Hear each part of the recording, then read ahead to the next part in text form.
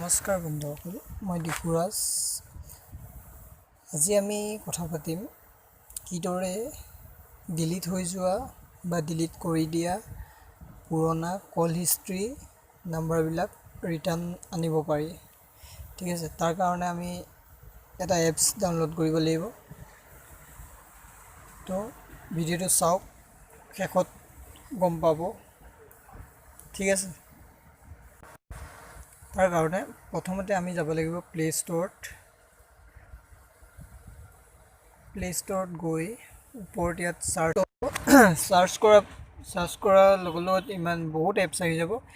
এই সকলোবিলাক এপছেৰে ইয়াত ফাৰ্ষ্টত যিটো এপছ আহিছে কল হিষ্ট্ৰী মেনেজাৰ, এইটোত ক্লিক কৰিব। এই এপছটো আপুনি মোৰ অলৰেডি ডাউনলোড কৰা আছে, চ' মোৰ ইনষ্টল অহা নাই। তো আপোনালোকৰ তাত ইনষ্টল কৰিবলৈ আহিব, তো ইনষ্টল কৰি ল'ব। ইনষ্টল কৰাৰ পাছত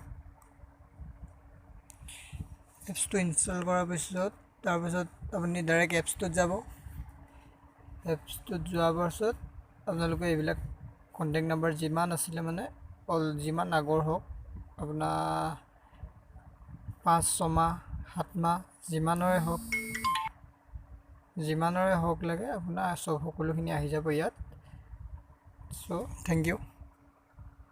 এই ভিডিঅ' যদি আপোনাৰ ভাল লাগে লাইক কৰিব, আৰু যদি কিবা অসুবিধা হয় কমেণ্ট কৰিব, আৰু চেনেলটো ছাবস্ক্ৰাইব কৰিবলৈ নাপাহৰিব।